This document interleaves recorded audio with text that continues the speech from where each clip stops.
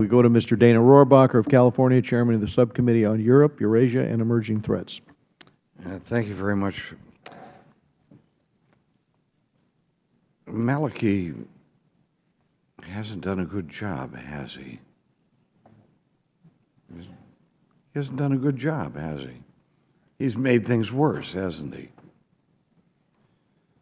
We have serious concerns about the effectiveness of the government of Iraq. I would just add, we had an election on April 30th, and they're now establishing a new government. So that is where the process stands now. And whether or not the Prime Minister can achieve a third term is something that remains in question. So we have not, however, officially suggested that he leave, or have we unofficially suggested to him that it might be time for him to visit some of his money in Dubai? Let me also just back up, and in fairness to the government of Iraq, and they also face a tremendously difficult situation. The 30 days before they had an election in Iraq, there were 53 suicide bombers in Iraq, blowing up mosques, marketplaces, parades, fairgrounds, playgrounds. Any country facing that level of violence, and that is all from ISIL, is going to face extreme difficulty because ISIL is trying to tear apart the political fabric of the country. So all the leaders are struggling with this extremely difficult situation. I will accept that we cannot just blame Maliki himself, but he has not provided the leadership that would be necessary to overcome what could be inherent problems with having a country called Iraq made up of that territory and those peoples that now compose that territory. That territory was devised and put together by European imperialists who decided that would be what the country of Iraq would look like. Let me just say that as far as I am concerned, the United States should not be having to limit itself and limit what solutions we can possibly have based on what the British Empire determined 100 years ago. And it all flows back to those people. So with that said, I would hope that we would be open to situations like having an actual Kurdistan exist, maybe a Baluchistan as well.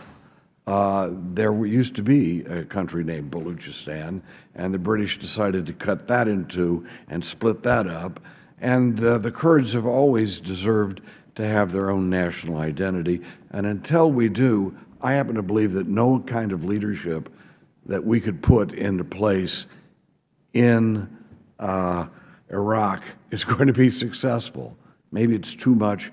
Even if Maliki was the best, it might not be enough, because that may be an ungovernable creation that our British friends gave us as a present when they exited as world leader. One other issue that I'd like to mention. When you said that we are watching very closely what's going on with the MEK and Camp Liberty, it's not enough. It's not enough. Well, last time we were watching very closely, and hundreds of those people have been murdered. We're talking over the years where we watched, and the Iraqi army went in and murdered those people. And we're looking for someone to take them. Why aren't we deciding to take them? They are vulnerable. They are people who we have had to deal with. Is it our government that we will, or we just, I know I have a resolution, Mr. Chairman, suggesting that we take these people in. They're going to be murdered otherwise. So why are we just watching? Are we not, why are we moving beyond that and moving them out? We're working, as our senior advisor for MEK resettlement, Jonathan Weiner, is working. He's actually on a flight tonight on this issue, working to find, again, more third country settlement options. One particular lead, we are hoping that a country that has already taken a significant number will take more, and perhaps a substantial amount more. So we are working these leads very aggressively, and I'm happy to follow up with you with a more detailed briefing on where that stands. Okay.